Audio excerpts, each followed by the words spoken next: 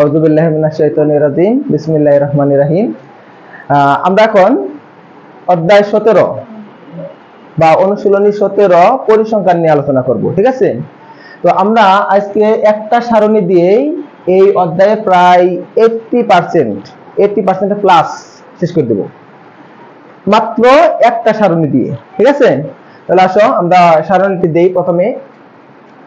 তো ধরি যে সারণীটা হবে এরকম যে প্রথমে এখানে লিখব আমরা শ্রেণী ব্যক্তি, তারপরে হলো এখানে গণসংখ্যা, শ্রেণী ব্যক্তি, আর এখানে কি হবে গণসংখ্যা। তো শ্রেণী ব্যক্তি গুলো যদি আমরা দেই, ধরো যে 11 থেকে 11 12 13 14 15, তাই না? 15 এটা একটা শ্রেণী। 16 থেকে 20 এটা একটা শ্রেণী। এখানে 21 থেকে 25 এটা একটা শ্রেণী, বলো। তারপর কত হবে এখানে 26 থেকে 30 সেটা একটা শ্রেণী। তারপর 31 থেকে 35 সেটা একটা, কয়টা হলো? একটা, দুইটা, তিনটা, চারটা, পাঁচটা।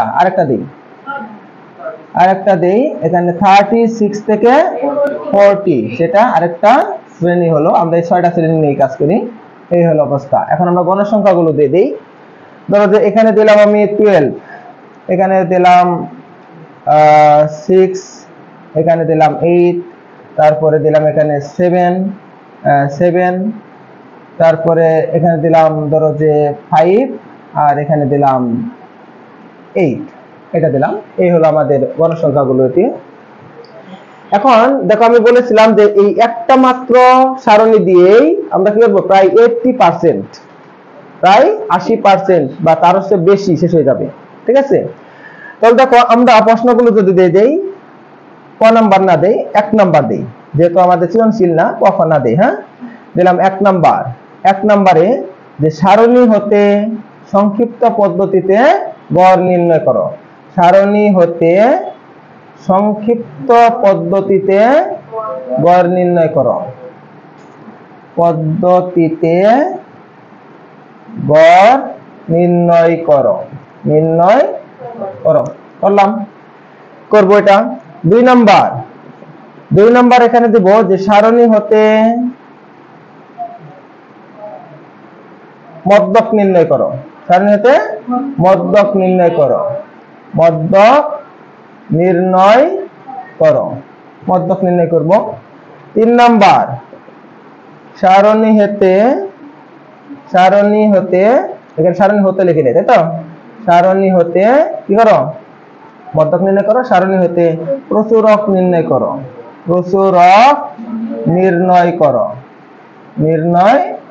করো। তারপর 4 নাম্বার আয়তলেখ অঙ্কন করো। তো একই লিখবো, সারণী হতে আয়তলেখ অঙ্কন করো। আয়তলেখ অঙ্কন করো। তারপর 5 নাম্বার সারণী হতে গণসংখ্যা বহুভুজ অঙ্কন করো। গণসংখ্যা বহুভুজ অঙ্কন করো। তারপরে লিখবো আমরা 6 নাম্বারে যে সারণী হতে অজীব রেখা অঙ্কন করো।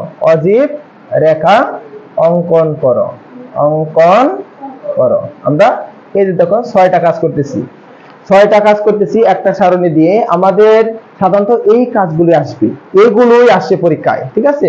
তবে একটা যেটাই হবে সেটা হলো যে তোমার অবিন্যস্ত উপাত্তগুলো যদি দেওয়া থাকে, ওইটাকে আমরা বিন্যস্ত করে নিব, ঠিক আছে? নিবেশন সারণী করে নিব। তারপরে আমরা সেটা থেকে আবার করে দেব গড়, মধ্যক, প্রচুরক বা আয়তলেখ, এগুলো আমরা বের করতে পারি, ঠিক আছে? তাহলে গণসংখ্যা নিবেশন সারণী তৈরি করব কখন? যখন আমাদের অবিন্যস্ত শ্রেণীসীমা দেওয়া থাকবে, অবিন্যস্ত এলোমেলো থাকবে। এলোমেলো ওই উপাত্তগুলো দেওয়া থাকে না, যে 50, তারপর 30, তারপরে ধরো যে 50 জন ছাত্রছাত্রীর গণিতে প্রাপ্ত নম্বর দেওয়া আছে, ঠিক আছে, ওগুলোকে আমরা কি করব, আমরা বিন্যস্ত করে নিব প্রথমে, ঠিক আছে, নিবেশন সারণী বানাবো, তারপর সেখান থেকে আমরা গড় মধ্য প্রচুরক তৈরি করব, ঠিক আছে, অঙ্কগুলো আমরা সলভ করব। তো আমরা এখন এই একটা মাত্র সারণী দিয়েই দেখো আমরা এই কাজগুলো করব। তো আমরা ধাপে ধাপে 1 নাম্বার 2 নাম্বার 3 নাম্বার এভাবে আমরা সলভ করব, ঠিক আছে। প্রথমে আসো বলছে কি যে সারণী হতে সংক্ষিপ্ত পদ্ধতিতে গড় নির্ণয় করো, সারণী হতে সংক্ষিপ্ত পদ্ধতিতে গড় নির্ণয় করো। তাহলে আমি সারণীটাকে এইভাবে রেখে দিলাম, দিয়ে আমরা এখন কি করব, সংক্ষিপ্ত পদ্ধতিতে গড় নির্ণয় করব, সংক্ষিপ্ত পদ্ধতিতে গড় নির্ণয় করব। তাহলে দেখো যে আমরা 1 নাম্বারটা যদি সমাধান করি তাহলে এখানে লিখবো যে সংক্ষিপ্ত পদ্ধতিতে গড় নির্ণয়ের সারণী নিম্নরূপ, সংক্ষিপ্ত পদ্ধতিতে গড় নির্ণয়ের সারণী, গড় নির্ণয়ের সারণী নিম্নরূপ, সারণী নিম্নরূপ, নিম্নরূপ। দেখো আমরা আমাদের এখানে কি হতে হবে, একটা সারণী তৈরি করতে হবে, এটা জাস্ট সংক্ষিপ্ত পদ্ধতিতে গড় নির্ণয় করার জন্যই, ঠিক আছে। তাহলে আমাদের একটু মনে রাখতে হবে যে কয়টা কলাম হবে, ঠিক আছে, কয়টা কলাম হবে সেটা আমাদের একটু মনে রাখতে হবে। তাহলে দেখো প্রথম যেটা করব সেটা হলো শ্রেণী ব্যক্তি, প্রথম যেটা থাকবে সেটা হলো কি শ্রেণী ব্যক্তি। দেখো অলরেডি আমার এখানে শ্রেণী ব্যক্তি এখানে দেওয়া আছে, তাই না, এটা থাকবে শ্রেণী ব্যক্তি। তারপরে যেটা করতে হবে সেটা হলো মধ্যমান, তারপরটা কি হবে, মধ্যমান বের করব, মধ্যমান। তাহলে দেখো আমরা এখানে লিখবো যে মধ্যমান, মধ্যমান বা শ্রেণীর মধ্যমান, মধ্যমান বা শ্রেণীর মধ্যমান। আমি এদিকে আর না লিখে এখানে যদি xi, এটাকে আমরা কি দ্বারা প্রকাশ করব, x দিয়ে এই সাফিক্স করে এখানে ছোট করে একটা নিচে ডান পাশে এখানে i লিখে দিলাম, এটাকে বলা হয় xi। xi দ্বারা কি করব, আমরা মধ্যমানকে প্রকাশ করব। তারপর আমরা যেটা করব সেটা হলো গণসংখ্যা, এখানে কি লিখবো, গণসংখ্যা, গণসংখ্যাকে আমরা a পাই দ্বারা প্রকাশ করব, কি দিয়ে, a পাই দিয়ে। তারপর হলো ধাপ বিচ্যুতি, তারপর কি লিখবো, ধাপ বিচ্যুতি, ধাপ বিচ্যুতি, ধাপ বিচ্যুতি, ধাপ বিচ্যুতিকে আমরা ui দ্বারা প্রকাশ করব। তবে এখানে একটা সূত্র আছে যে xi minus a divided by a, এই সূত্র। তাহলে দেখো এখানে আমরা a পাই পেলাম, এখানে ui পেলাম, তাই না। তো এখানে একদম সর্বশেষ যে কলামটা আছে এটা হলো fi ui, fi আর কি ui, ঠিক আছে। এটা আমরা এগুলো fi আর ui কে কি দেব, গুণ করে দেব, কি করে দেব, গুণ করে দেব। এটা হলো আমাদের এই সংক্ষিপ্ত পদ্ধতিতে গড় নির্ণয় করার জন্য এই কয়টা কলাম আমাদের লাগবে। কারণ কোশ্চেন আছে, তাহলে এখান থেকে কোনটা বাদ দিলে কি হবে, কোনটা বাদ দিলে হবে না। তাহলে আমাদের এগুলো মনে রাখতে হবে যে সংক্ষিপ্ত পদ্ধতিতে গড় নির্ণয় করতে চাইলে আমাকে এইগুলো লাগবে, এই 5টা কলাম আমাদের লাগবেই। তাহলে দেখো এখন আমরা এই বাকি কাজগুলো করি। আমরা এই শ্রেণীগুলো লিখে দিই। দেখো 11 থেকে কত আছে 15, তারপর কত আছে 16 থেকে 20, তারপর কত আছে 21 থেকে 25, তারপর 26 থেকে 30, 26 থেকে 30, তাই না, 26 থেকে কত 30, তারপর কত আছে 31 থেকে 35, তারপর 36 থেকে কত আছে 40। এই হলো আমাদের শ্রেণীগুলো আমরা এখানে লিখে নিলাম, ঠিক আছে, শ্রেণীগুলো আমরা এখানে লিখে নিয়েছি, লিখে নিলাম। এখন দেখো আমরা এগুলো একটু রো বানায় ফেলাই। এই হলো একটা রো, এই হলো আরেকটা, শ্রেণীগুলো আমরা আলাদা করে দিচ্ছি আর কি, এগুলো আলাদা করে দিলাম। তারপরে এখানে হবে এটা, তারপরে এই দাগ দিয়ে দেব, তারপরে দেব এটা। দেখো আমাদের এটা হয়ে গেল, তাই না। এখন যেটা করতে হবে সেটা হলো যে লাস্টে আমরা আরেকটা রো রেখে দিব, এটাকে মোট লেখার জন্য, কি লেখার জন্য, মোট লেখার জন্য। এখানে মোট লিখবো, এটাকে লিখবো আমরা মোট, এটাতে লিখবো কি মোট। আচ্ছা এবার আসো, তারপরে ক্যালকুলেটর ধরো, ক্যালকুলেটর আমরা গণসংখ্যাগুলো লিখে দেই। এখানে গণসংখ্যা আছে 8, তারপরে আছে এখানে 6, এখানে আছে কত 12, এখানে আছে 8, তারপরে আছে 7, তারপরে আছে কত 5, তাই না। আমরা গণসংখ্যাগুলো এখানে লিখে নিলাম। এখন দেখো আমাদের এখানে মধ্যমান কি আছে, এখানে মধ্যমান। মধ্যমানটা কি, মধ্যমানটা হলো এই 11 আর 15 যোগ করব, 2 দিয়ে ভাগ করব, তাহলে কত হয় 13 হয়, 13, তাই তো। আচ্ছা তারপরটা দেখো তো, এই দুটো যোগ করো, 2 দিয়ে ভাগ করো, কত হয় 18 হয়, তারপরে 23 হবে, 23 হবে, তারপর কত হবে 28 হবে, তাই না? 5 5 করে বাড়বে, যেহেতু আমাদের এখানে শ্রেণী বিভক্তি কত আছে 5 আছে। তারপর এখানে তাহলে কত হবে 33, এখানে কত হবে 38। এই হলো আমাদের মধ্যমান গুলো হলো এইগুলো। এখন দেখো আমাদের এখানে কি আছে, এটা কি সমস্যা আছে কারো? এই দুটো যোগ করব 2 দিয়ে ভাগ, প্রত্যেকটা যোগ করব 2 দিয়ে ভাগ করব, এটা কারণ কোশ্চেন। ওকে, এবার আসো এখানে তো ধাপ বিচ্যুতি কি আছে, ধাপ বিচ্যুতি। এই ধাপ বিচ্যুতি বের করার জন্য আমাদের এই সূত্রটা অ্যাকচুয়ালি মেনে চলে, এই সূত্রটাই মেনে চলে। কি সূত্রটা দেখো, আমাদের এখানে আছে যে ui is equal to xi minus a divided by 8, এটা আছে তাই না? আচ্ছা আমি ধরো যে আমি যে তার আগে একটা কাজ করতে হবে, সেটা হলো আমাদের এখানে এই যে মধ্যমানটা আছে, এখান থেকে একটা মধ্যমানকে আমাদের আনুমানিক গড় ধরে নিতে হবে, আনুমানিক গড় ধরে নিতে হবে। তাহলে দেখো তো এখান থেকে যে কোনো একটাকে, তোমাদের বইতে বলা আছে এরকম যে সুবিধাজনক একটি মধ্যমানকে কি করতে হবে, আনুমানিক গড় ধরে নিতে হবে। যে কোনো একটাকে তুমি ধরতে পারো, তুমি চাইলে এটাকেও ধরতে পারো, এটাকেও ধরতে পারো, এটাকেও ধরতে পারো, এটাকেও ধরতে পারো, এটাকেও ধরতে পারো, এটাকেও ধরতে পারো, কোনো সমস্যা নেই। তবে কেউ যদি এটাকে ধরো আরেকজন এটাকে ধরে, দুজনের অ্যান্সার প্রায় কাছাকাছি আসবে, প্রায় কাছাকাছি আসবে, একদম মিলে যাবে না, কিন্তু প্রায় কি হবে কাছাকাছি আসবে। কেউ যদি এটাকে নেয়, কেউ এটাকে নেয়, একটু ডিফারেন্স হতে পারে, ঠিক আছে, কিন্তু কাছাকাছি পয়েন্ট সামথিং ডিফারেন্স হবে, ঠিক আছে, এখানে ভয়ের কিছুই নাই। তবে সাধারণত আমরা যেটা করবো সেটা হলো মাঝের দিকে আমরা আনুমানিক গড়টা ধরে নিব। তাহলে এখানে 6টা আছে তাই না, তো মাঝের দিকে এদিকে 2 গেল, এখানে 2টা গেল, মাঝখানে থাকলো এই 2টা, তাই না? এখান থেকে আমরা একটা ধরে নিই, যে কোনো একটাকে ধরে নিই, বুঝতে পারছো? যে আমি আবার বলছি, তুমি তোমার সুবিধা মতো তুমি ধরতে পারবা, কোনো সমস্যা নেই, জাস্ট অ্যান্সারে পয়েন্ট সামথিং এদিক ওদিক হবে।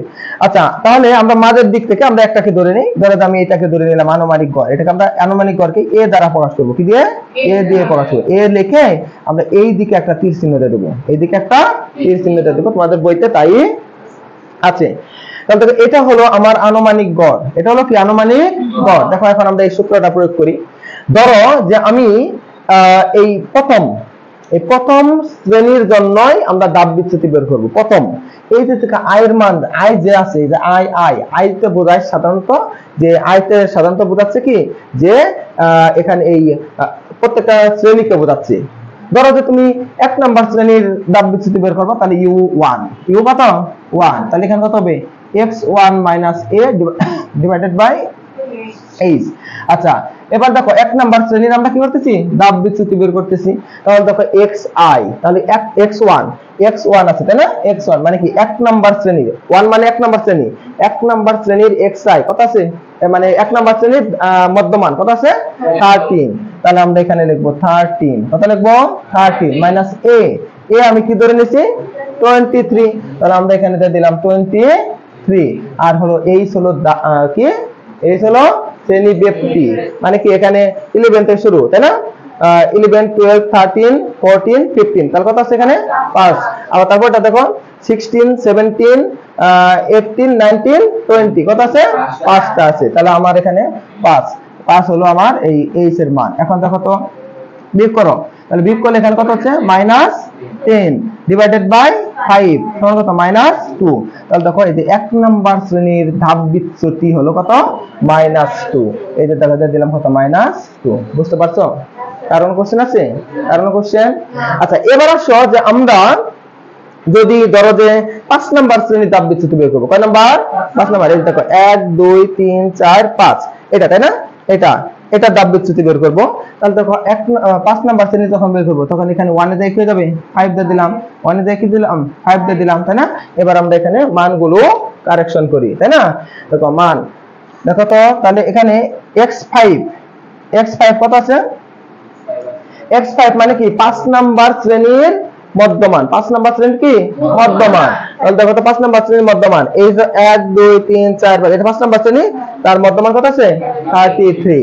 তাহলে দেখো আমরা লিখবো এখানে 33, এর মান তো 23 আমরা ধরে নিয়েছি, আর এর মান তো 5, তাই না? 33 থেকে 23 চলে গেলে কত থাকবে 10 কে যদি আমরা 5 দ্বারা ভাগ করি তাহলে কত হয়, শুধু 2 হয়। তাহলে দেখো এই যে এখানে কত হবে আমার, এখানে 2 হবে, বুঝতে পারছো? কারণ কোশ্চেন আছে, এইভাবে আমরা প্রত্যেকটা বের করতে পারি, ঠিক আছে, প্রত্যেকটা বের করতে। তবে এত কাহিনী করার কোনো দরকার নাই। যারা কাহিনী করতে ভালোবাসো তারা তো অবশ্যই কাহিনী করবা, তাই না? কিন্তু আমরা এটা করব না, আমরা শর্টকাট করবো একটু, ঠিক আছে। শর্টকাটটা কি, যে আমরা এই যে এটাকে দাব বিচ্যুতি ধরেছি, তাই না? এটা দাব বিচ্যুতি। আচ্ছা তাহলে এটা একটু চেক দেই, 1 2 3 এটা দাব বিচ্যুতি, এটাকে আমরা জিরো ধরবো। জিরো ধরবো না, আসলে জিরো আসবে। তো আমরা একটু দেখি জিরো আসে কিনা, সত্যি সত্যি জিরো আসে কিনা। এটা কয় নাম্বার শ্রেণী? 1 2 3 নাম্বার শ্রেণী, তাই না? আমরা এটা নিয়ে কাজ করতেছি এখন। 3 নাম্বার শ্রেণীর দাব বিচ্যুতি বের করবো। তাহলে দেখো তো আমরা এই আয়ের জায়গায় কত বসাই দেবো? 3 বসাই দিই, তাই না? তাহলে 3 এখানে কত? 3। আচ্ছা দেখো তো, তাহলে তাই কি বলে 3 নাম্বার শ্রেণীর আনুমানিক 3 নাম্বার শ্রেণীর মধ্যমান কত আছে? 23। তাহলে আমরা এখানে বসাই দেব কত? 23। আর এখানে এর মান তো 23, এর মান কত? 23। তাহলে দেখো তো 23 থেকে 23 গেলে কত থাকে? 0। আর 0 কে কোনো কিছু দ্বারা ভাগ করলে সেটা কত হয়? 0। দেখো তো আমরা কি 0 লিখেছি না? এইভাবে সবই বের করতে পারি। তবে আমরা শর্টকাটও লিখতে পারি। কিভাবে? এখানে 0টা দিব, মানে এক কথা হলো যেটাকে আমি দাব বিচ্যুতি ধরে আনুমানিক গড় ধরে নিব, যে মধ্যমানকে আমি আনুমানিক গড় ধরে নিব, ওই মধ্যমান যে শ্রেণীতে অবস্থিত তার দাব বিচ্যুতি থেকে আমরা চোখ বন্ধ করে এখানে কি দিয়ে দেবো? 0 দিয়ে দেবো। কি দিয়ে দেবো? 0 দিয়ে দেবো, ঠিক আছে। চোখ বন্ধ করে আবার এদিকে এদিক যেন না যায়, হ্যাঁ। যেটাকে আমরা আনুমানিক গড় ধরবো, যে মধ্যমানকে, ওইটার দাব বিচ্যুতিকে আমরা কি ধরবো? 0। আর উপরের দিকে -1 -2, তারপর আরো কিছু থাকতো -3 -4 -5, এভাবে চলতে থাকবো উপরের দিকে। আর নিচের দিকে +1 +2, এখানে কত? 3। তারপর যদি আরো কিছু থাকতো তাহলে সেটা 4 5 6 7 এইভাবে লিখবো। বুঝতে পারছো? কারণ কোশ্চেন, তাহলে আমাদের এখান থেকে কি করতে হবে, যে আমরা যে মধ্যমানকে কি করব? আনুমানিক গড় ধরবো, ওই মধ্যমানের দাব বিচ্যুতিটাকে 0 বানিয়ে দেব। 0 দিয়ে উপরের গুলো -1 -2 -3 -5 এভাবে চলবে। আর নিচের দিকে 1 2 3 4 5 6 7 এভাবে চলতে থাকবে। বুঝতে পারছো? কারণ কোশ্চেন আছে? কারণ কোনো কোশ্চেন? এবার আসো আমরা এই কাজটা করব। এই কলামটা দেখো, এখানে আছে fi uy। fi uy মানে কি? fi ইনটু uy, তাই তো? fi ইনটু কি? uy। এই যে fi এর মান এগুলো, uy এর মান এগুলো। তাহলে আমরা এগুলো গুণ করে এখানে লিখে দেবো। দেখো প্লাসে মাইনাসে কি হয়? মাইনাস। 8 দুগুণে কত হয়? 16।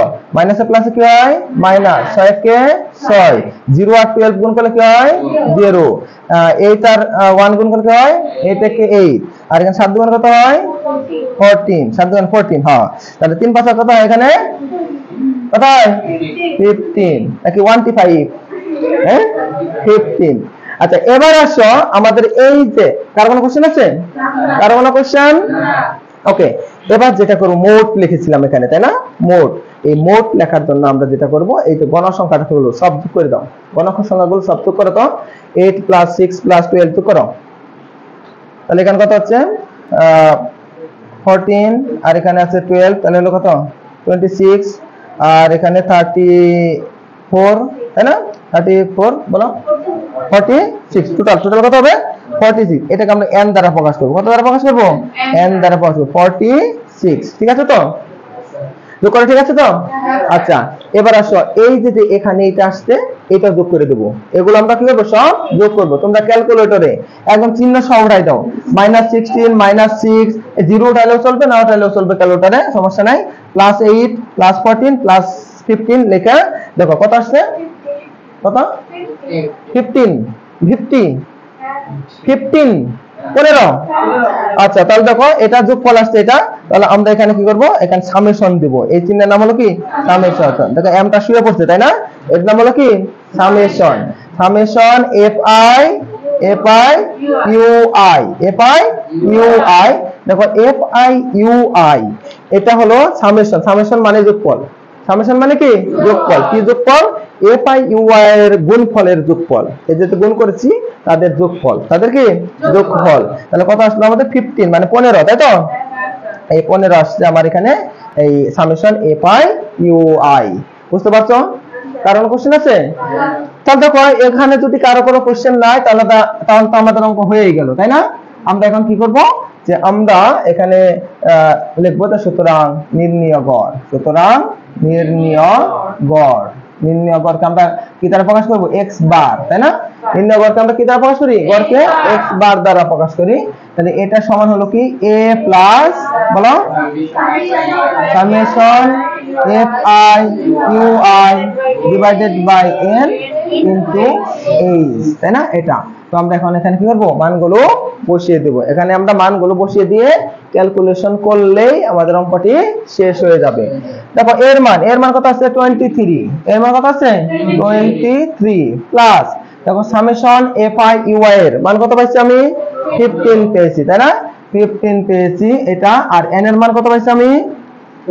46 ইনটু h এর মান কত আছে? 5 আছে, তাই না? এই হলো অবস্থা। তাহলে দেখো আমরা এখানে 23 এইভাবে রেখে দিলাম, যেহেতু আমার এখানে গুণ আছে, আগে গুণের কাজ করতে হবে, তারপরে তো আমরা যোগ বিয়োগের কাজ করব, তাই তো? আচ্ছা এবার আসো যে দেখো যে এই যে 5 আছে, 5 এর নিচে মনে মনে একটা 1 আছে না? মনে মনে একটা 1 আছে না? 1 আছে। তাহলে দেখো তো দুটি ভগ্নাংশ, মাঝখানে কি আছে? গুণ। তাহলে লব লব গুণ হর হর গুণ। তাহলে দেখো তো 15 আর 5 গুণ করলে কত হয়? 75 আর 46 কে 46 না 46? আচ্ছা লিখলাম। তারপর দেখো এবার আমরা এক কাজ করি, এই 75 কে 46 দ্বারা মানে 46 দ্বারা ভাগ করে ফেলাও। 75 কে 46 দ্বারা ভাগ করো। জোরে বলবা 1.63 আছে, তাই না? ওগুলো বাদ দিলাম। এখন এই দুটো যোগ করে দাও। তাহলে এখানে 24 কত হবে? 63। বুঝতে পারছো? কার কোনো কোশ্চেন আছে? এটাই হলো আমাদের অ্যানসার। কার কোনো কোশ্চেন নাই? লেখো। তাহলে এখন আমরা 2 নাম্বারটা করব যে মদ্যক নির্ণয়। তো লিখবো এখানে মদ্যক নির্ণয়ের সারণী নিম্নরূপ। মদ্যক নির্ণয়ের সারণী নিম্নরূপ।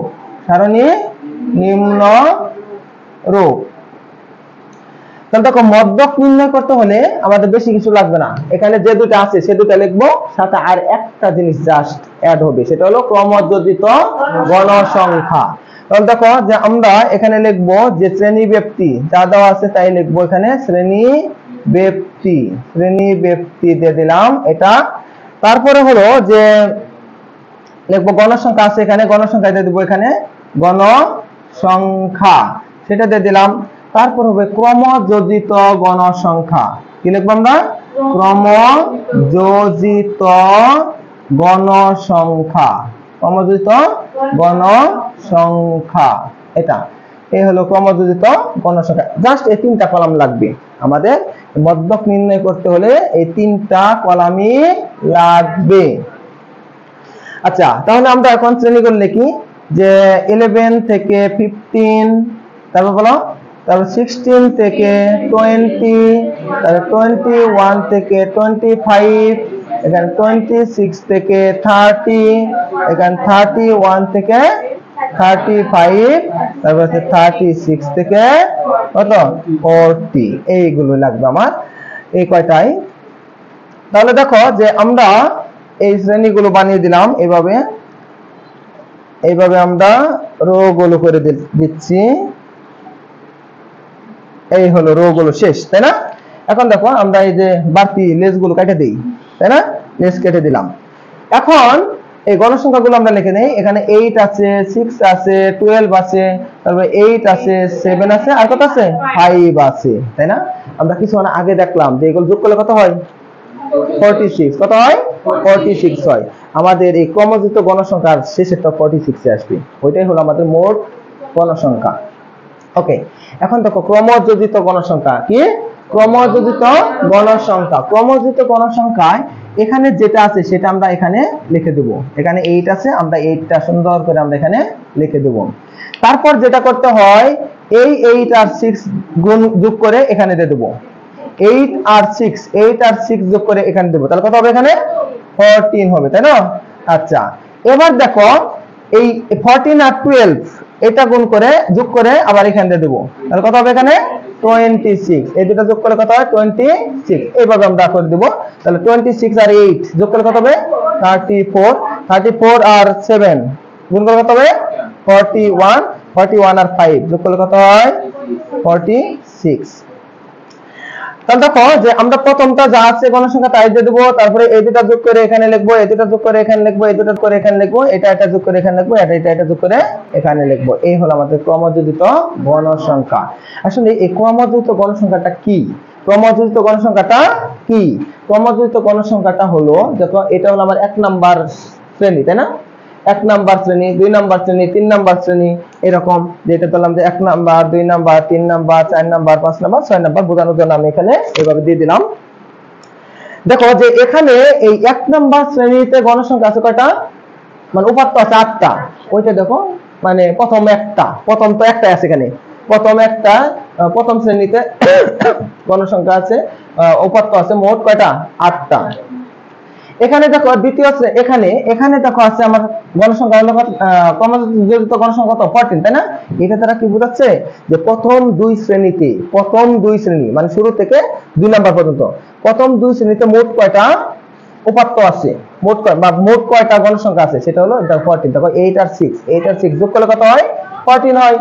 আবার এর দ্বারা কি বোঝাচ্ছে? 26 দ্বারা 26 দ্বারা যে প্রথম 3টাতে প্রথম থেকে যে প্রথম 3 শ্রেণীতে মোট কয়টা গণসংখ্যা আছে? দেখো 8 6 12 যোগ করো, দেখো 26 চলে আসছে, 26। তাহলে এই ক্রমযোজিত গণসংখ্যা দ্বারা বোঝাবে, ধরলাম যে এই 41 দ্বারা কি বোঝাচ্ছে? 41 দ্বারা বোঝাচ্ছে এটা যেহেতু 1 2 3 4 5 নাম্বার শ্রেণীর ক্রমযোজিত গণসংখ্যা, তাহলে বোঝাচ্ছে প্রথম থেকে শুরু করে 5 নাম্বার পর্যন্ত মোট কয়টা গণসংখ্যা আছে সেটা বোঝাচ্ছে। আমি বোঝাতে পারছি?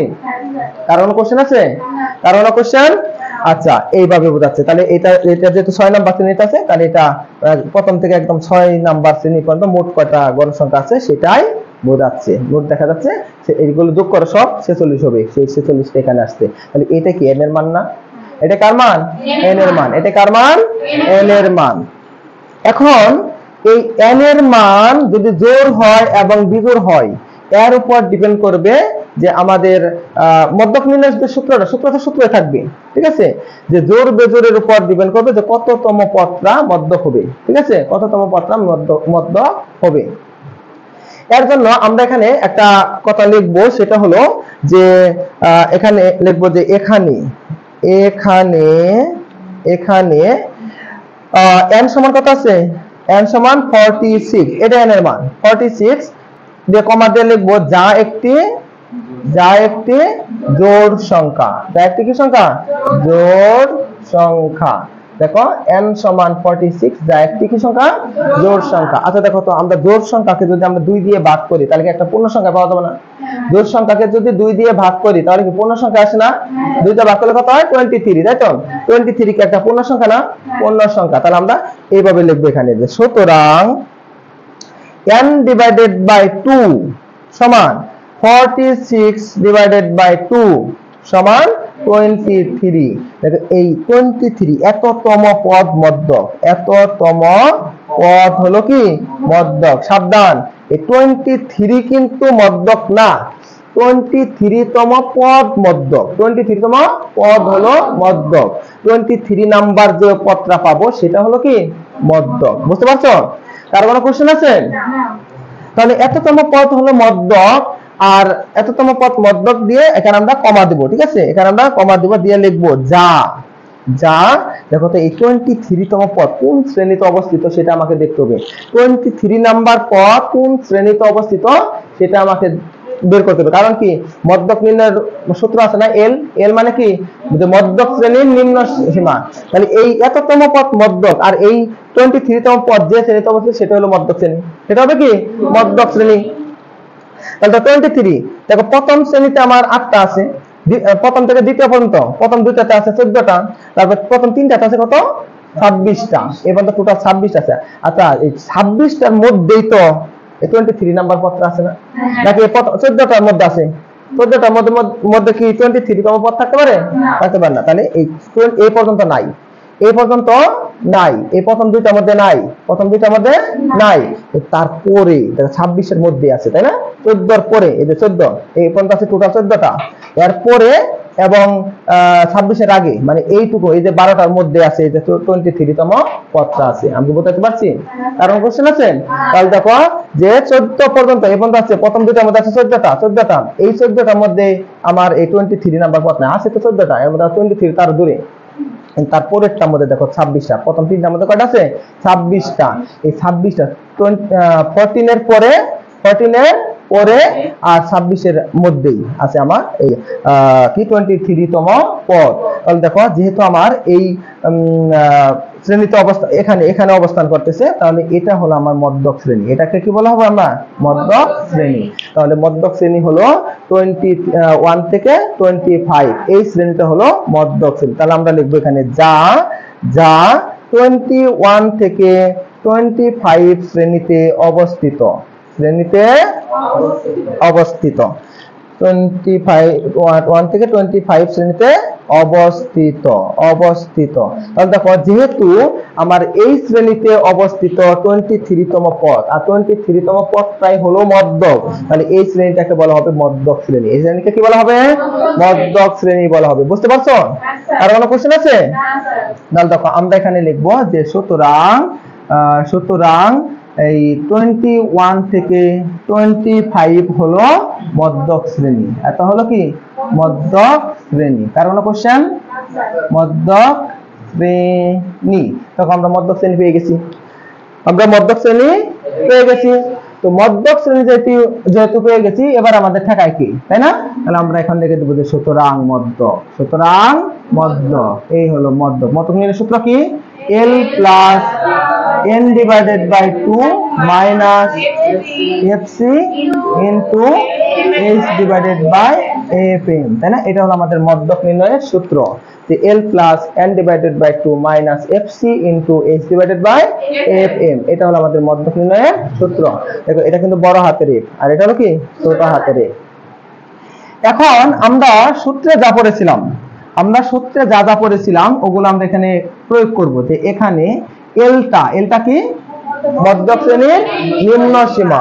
তাহলে এটা তো মধ্যক শ্রেণী না? এটা কি মধ্যক শ্রেণী না? এটা কি মধ্যক শ্রেণী না? একই কথা। মধ্যক শ্রেণীর নিম্ন সীমা কত আছে? 21, আর 25টা হলো উচ্চ সীমা, তাই না? তাহলে এই 21 হলো নিম্ন সীমা। তাহলে আমরা এল এর মান লিখবো এখানে 21। তাহলে দেখো n মানে কি? মোট গণসংখ্যা। এই যে মোট গণসংখ্যা কত? 46। তাহলে আমরা এখানে লিখে দিলাম 46। তারপর আমাদের fc, এখানে কি আছে? fc আছে, বড় হাতের f, তারপর সাফিক্স করে c। দেখো fc টা হলো মধ্যক শ্রেণীর পূর্ববর্তী শ্রেণীর ক্রমযোজিত গণসংখ্যা। আমি আবার বলছি, fc টা হলো মধ্যক শ্রেণীর পূর্ববর্তী শ্রেণীর ক্রমযোজিত গণসংখ্যা। বুঝতে পারছো? তাহলে কত 14। তাহলে আমরা এখানে লিখবো 14 বা 14, তাই তো? আচ্ছা, এবার আসো, তারপরে এখানে কত আছে? fm। কত আছে? fm, ছোট হাতের fm। এই fm হলো যে এইটা তো মধ্যক শ্রেণীর গণসংখ্যা। কত আছে? 12। তাহলে আমরা এখানে লিখে দেব কত? 12। আর ওই যে এইচটা আছে, এইচটা কি? শ্রেণী ব্যক্তি। এইচটা কি? শ্রেণী ব্যক্তি।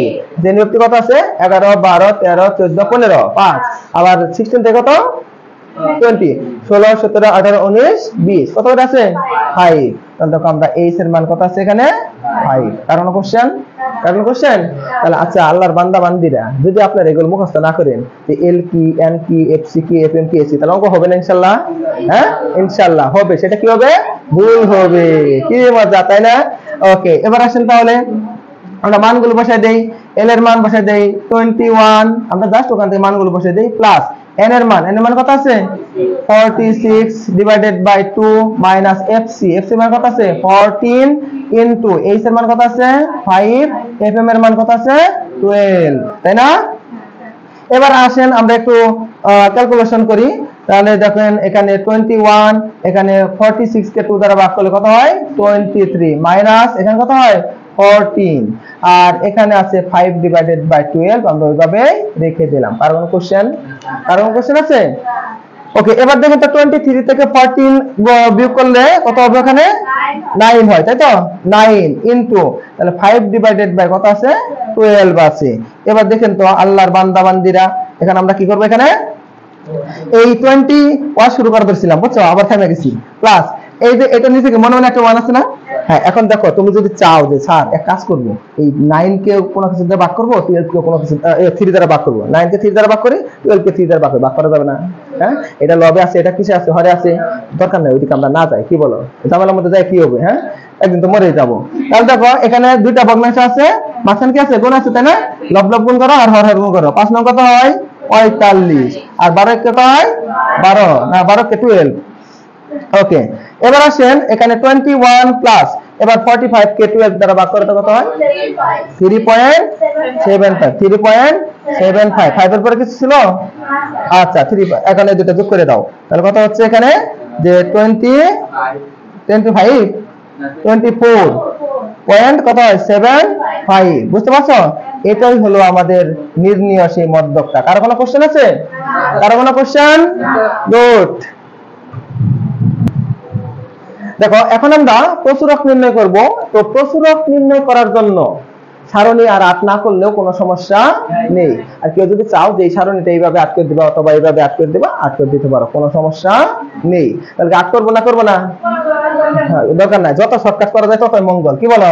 তাহলে দেখো আমরা তাহলে এখানে লিখবো যে এখানে এ ক্ষয়কার কার দন্তন না, এখানে দেখো এখানে যেহেতু প্রচুরক নির্ণয় করতে বলছে, কি প্রচুরক আমরা যদি বলি যে প্রচুর পরিমাণে যেটা আছে সেটা হলো প্রচুরক, সত্যি তো তাই। যখন আমাদের অবিন্যস্ত উপাত্তগুলো দেওয়া থাকবে, ওখানে যে উপাদানটা প্রচুর পরিমাণ আছে, বেশি সর্বোচ্চ আছে, সেটা হলো কি প্রচুরক।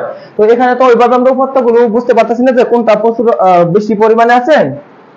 তবে একটা জিনিস দেখতেছি যে এই যে 12 এই গণসংখ্যা হলো সবচেয়ে বড়। এই 12 এই যে কয়টা গণসংখ্যা আছে 6টা, এর মধ্যে সবচেয়ে বড় হলো কি 12। তাহলে এই 12 যে শ্রেণীতে অবস্থিত সেটাকে বলা হবে কি প্রচুরক শ্রেণী। দেখো প্রচুরক শ্রেণী আমাদের বের করা লাগতেছে, কারণ কি ওই যে সূত্র মতে L plus F1 divided by F1 plus F2 into H, ওখানে কি Lটা কি প্রচুরক শ্রেণীর নিম্ন সীমা। তাহলে আমাকে তো আগে প্রচুরক শ্রেণীটা বের করে নিতে হবে, তারপরে তো নিম্ন সীমা যেতে হবে, তাই কি বলো? তাহলে দেখো এখানে সর্বোচ্চ গণসংখ্যা 12, এখানে সর্বোচ্চ গণসংখ্যা 12 লিখে কারণ লিখবো যে যা এই যে দেখো এই শ্রেণীতে অবস্থিত, যা 21 থেকে 25 এই শ্রেণীতে, এটা কিন্তু মাইনাস না, তাই না? এত শ্রেণীতে অবস্থিত, যেহেতু এই শ্রেণীতে সর্বোচ্চ গণসংখ্যাটি অবস্থান করতেছে, তাই এই শ্রেণীকেই বলা হবে প্রচুরক শ্রেণী। আপনি কি বুঝতে পারছেন? তাই এই শ্রেণীকে বলা হবে কি প্রচুরক শ্রেণী। তাহলে এখানে সারণী না দিলে কোনো সমস্যা নেই। এটা আমরা এখানে লিখবো তাহলে যে সুতরাং এই 21 থেকে 25 হলো প্রচুরক শ্রেণী। এটা হলো কি প্রচুরক শ্রেণী। কারো কোনো কোশ্চেন আছে? কারো কোনো কোশ্চেন? আচ্ছা, এবার আসেন যে আমরা প্রচুরক শ্রেণী পেয়ে গেছি, এখন আমরা সরাসরি সূত্রটা লিখে বলা বুঝি।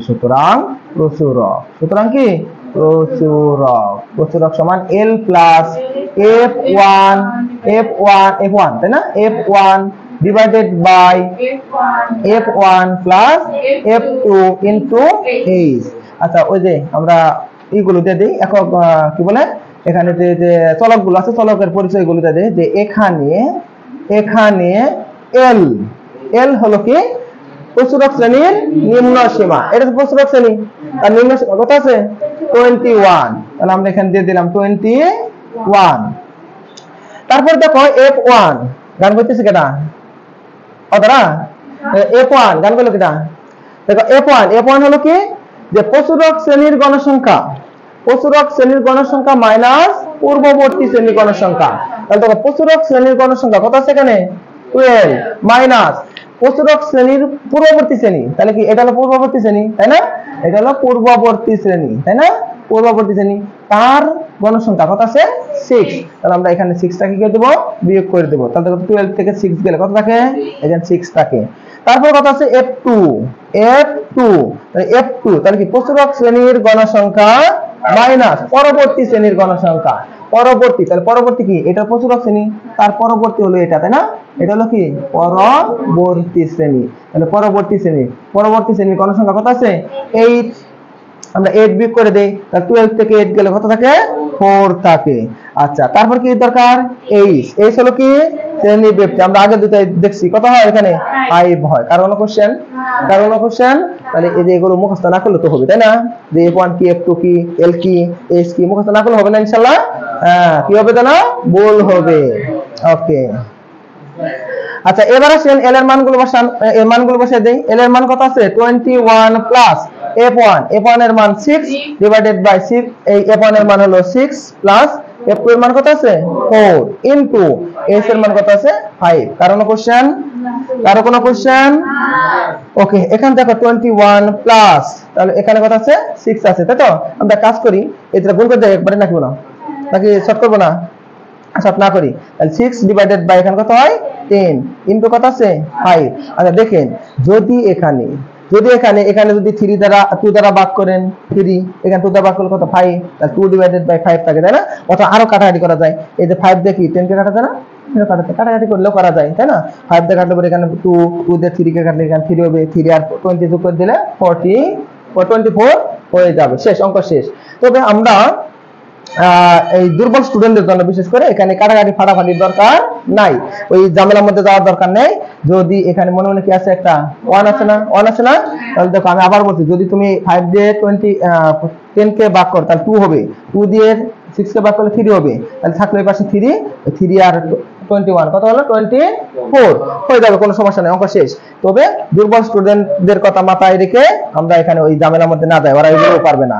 তখন কি করবো, আমরা এখানে 21 লিখে দিলাম প্লাস এখান থেকে দুটি ভগ্নাংশ না, 5 মানে কি, এটা তো লব, হর আছে 1 মনে মনে, তাই তো, লব গুণ করো, হর গুণ করো, তাহলে 5 কত এখানে 30 ডিভাইডেড বাই 10 এর কত হয় 10, তাই তো, তাহলে দেখো 21 প্লাস কত হবে 30 কে 10 দ্বারা ভাগ করলে 3 আর 21 কত হয় 24।